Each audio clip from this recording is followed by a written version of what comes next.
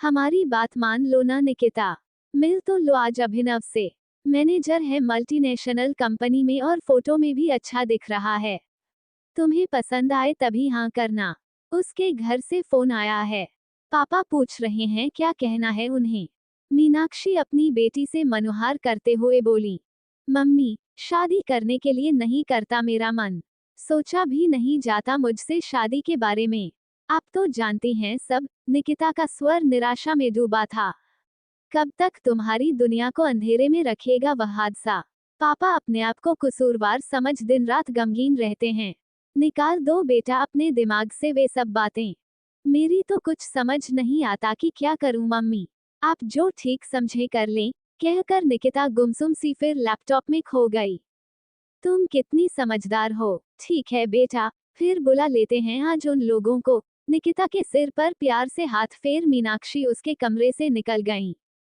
अपना काम निपटा निकिता न चाहते हुए भी आज शाम पहनने के लिए कपड़ों का चुनाव करने चल दी। शादी के लिए किसी रिश्ते की बात शुरू होते ही वो अनमनी सी हो जाती थी। मेहमानों के लिए हो रही तैयारी से घर में रौनक दिख रही थी।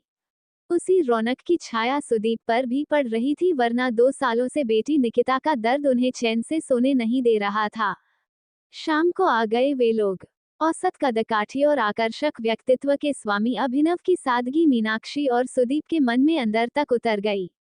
अभिनव और निकिता के बीच औपचारिक बातचीत हुई। एक नामी पब्लिशिंग हाउस में कंटेंट राइटर की पोस्ट पर कार्य कर रही निकिता का गोरा रंग और खूबसूरत नैननक्श देख अभिनव के मम्मी पापा रिश्ता जोड़ने को बेताब हो रहे थे। डिनर के बाद जाते समय दोनों के माता पिता ने जल्द ही बच्चों से पूछकर रिश्ता पक्का करने की बात कह खुशी खुशी एक दूसरे से विदा ली। फोन मीनाक्षी का था। उनकी आवाज में मनुहार की जगह आज बेबसी झलक रही थी। बेटा, तुम्हारे मन में क्या चल रहा है मैं समझ सकती हूँ, पर ऐसे कैसे अकेली रहोगी जिंदगी भर। इसी सोच में पापा दिन रात घुलते रहते हैं। कैसे समझाऊं तुम्हें कि मेरी तबीयत भी अब। और बात पूरी होने से पहले ही मीनाक्षी के सिसकने की आवाजें आने लगीं। हक्की-बक्की सी निकिता बिना कुछ सोचे बोल उठी, मम्मी मैं आपको अभी फोन करने ही वाली थी। मुझे अभिनव पसंद है। और फिर फोन काट धम्म से कुर्सी पर बैठ गई। शायद मुझे यही करना चाहिए था। इसके अलावा और कोई ऐसा रास्ता भी तो नहीं है जो मम्मी पापा को खुशियां दे पाए। शाम को घर पहुंची तो मीनाक्षी ने बताया कि सुदीप निकिता की हाँ सुनने के बाद आगे की बात करने अभिनव के घर चले गए हैं। वहां अभिनव के दादाजी की तबीयत अचानक बिगड़ गई। 2 to 3 दिन से चल रहा बुखार इतना तेज हो गया कि वे बेहोशी की हालत में पहुंच गए। इस कारण उन्हें हॉस्पिटल में भर्ती करना पड़ा। सुदीप भी अभिनव के पिता के साथ हॉस्पिटल में ही थे। 2 दिन बाद दादाजी को हॉस्पिटल से छुट्टी मिल गई। वे धीरे धीरे स्वस्थ हो रहे थे। इस बीच एक दिन अभिनव के मम्मी पापा निकिता के घर मिठाई का डब्बा लेकर आ गए। उन्होंने बताया कि दादाजी ने अभिनव का विवाह शीघ्र ही कर देने की इच्छा व्यक्त की है। मीनाक्षी और सुदीप तो स्वयं ही चाह रहे थे कि वो विवाह जल्द से जल्द हो जाए। फिर निकिता की हाँ कहीं नमे न बदल जाए, इसका भी उन्हें भय सता रहा था।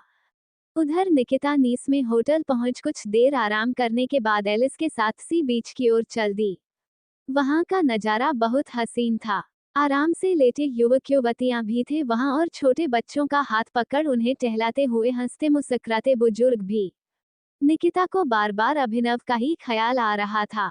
लग रहा था कि उसे फोन कर बताए कि कितना मनोरम दृश्य है इधर। वहां कुछ लोगों के विचार अपनी डायरी में नोट कर तस्वीरें खींचने के बाद एलिस के साथ वह बाजार की ओर चल दी। विभिन्न प्रकार की वस्तुएं बेचते और पर्यटन की दृष्टि से कई महत्वपूर्ण बाजार हैं नीस में। सबसे पहले वे उस बाजार में पहुंचे जहां लोग अपने पुराने सामान को कम कीमत पर बेचने व अन्य लोग उसमें से अपनी जरूरत का सामान लेने आते हैं। निकिता दुकानदारों व लोगों से बातचीत में व्यस्त थी। एलिस वहां रखा सामान देखते हुए एक बड़ी सी घड़ी की ओर आकर्षित हो गई। उसे हाथों में उठाकर देखते हुए उसका पैर नीचे रखे सोफे से टकरा गया और धड़ाम से जमीन पर गिरते ही घड़ी का कांच टूटकर उसके हाथ में गड़ गया। एलिस को ऐसी स्थिति में देख निकिता घबरा गई। आसपास खड़े लोगों में से किसी ने अस्पताल फोन कर एम्बुलेंस मंगवा ली। अस्पताल पहुंचने पर कांच निकालने के लिए एलिस को ऑपरेशन थिएटर ले जाया गया। निकिता ने पब्लिशिंग हाउस में फोन कर एलिस के पति का मोबाइल नंबर लिया और घटना की जानकारी दे दी। ऑपरेशन चल ही रहा था कि एलिस के ऑफिस से कुछ लोग उसके पति के साथ वहां पहुंच गए। तुम्हारे टैलेंट को मैं मान गई, लोग एक नौकरी को तरसते हैं और तुम्हारे पास तो ऑफर्स की लाइन लगी हुई है, नीमा ने युवान की प्रशंसा करते हुए कहा। नीमा की इस बात को सुनकर युवान के चेहरे पर एक मुस्कुराहट तैराई। उसने उसका हाथ अपने हाथों में लेते हुए कहा, दरअसल मैं ऐसी नौकरी करना चाहता हूं जिसमें मैं निराश लोगों के मन में छिपा दर्द बाहर निकालकर प्रेरणा भर सकूं और उनकी जिंदगी बेहतर कर सकूं। अच्छा, तो लगता है कि साहब मनोचिकित्सक बनना चाहते हैं। चलो ठीक है, हमारे दिलो दिमाग का भी ध्यान रखिएगा, कहकर नीमा ने युवान को इस तरह निहारा जैसे उसे अपने प्रेमी युवान के इस फैसले पर बड़ा नाज हो।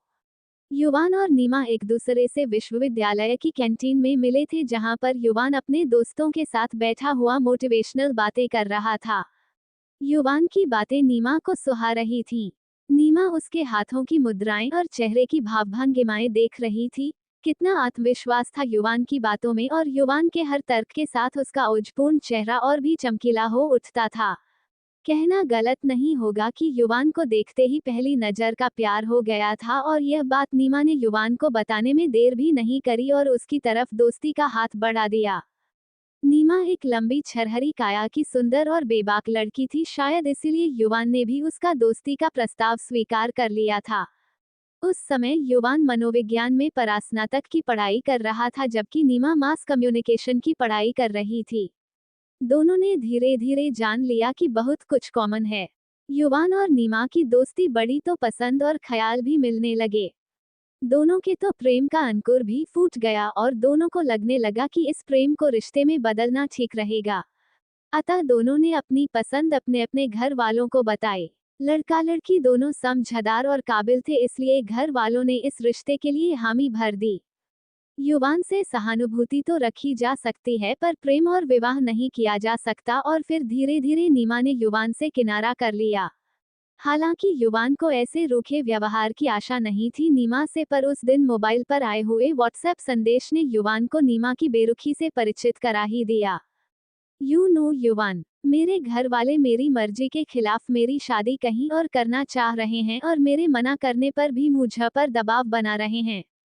इसलिए मैं अब तुमसे शादी नहीं कर सकती। मुझे लगता है तुम मेरी मजबूरी समझोगे। चाहो तो मुझे सोशल मीडिया से भी ब्लॉक और अनफ्रेंड कर सकते हो, पर मैं तुम्हें एक दोस्त के रूप में हमेशा याद रखूंगी। बाय। ये संदेश पढ़कर युवान के मन में बहुत कुछ टूट गया, पर बदले में एक डूबती हुई फीकी सी मुस्कुराहट उसके चेहरे पर फैल गई, जिसका साथ उसके छलके आंसुओं ने भी दे दिया। नीमा एक अत्यंत महत्वाकांक्षी लड़की थी और ऐशो आराम का जीवन चाहती थी।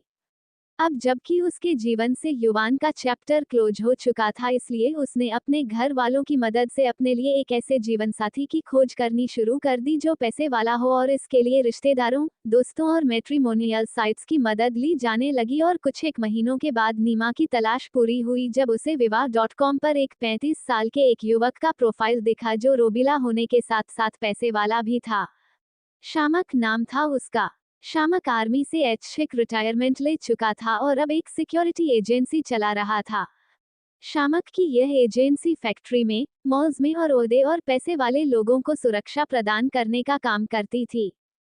नीमा उसके माता पिता और भाई शामक से मिले। उसका लाइफस्टाइल देखकर ही इम्प्रेस हो गए। उन्हें ऐसा लग कि शामक ने उनसे कुछ भी छिपाया नहीं था। उसने ये बताया कि उसके माता पिता की मौत के बाद उसके चाचा ने ही उसे पढ़ाया लिखाया और उसका पूरा ध्यान रखा। बदले में शामक ने भी मन से पढ़ाई करी और कई प्रतियोगिताओं में अव्वल रहा, और बाद में अपने मजबूत शरीर और फिटनेस के दम पर सेना में नौकरी हासिल कर ली। शामक भी अपने चाचा के लिए हर महीने अपनी सैलरी का आधा हिस्सा भेजना नहीं भूलता था।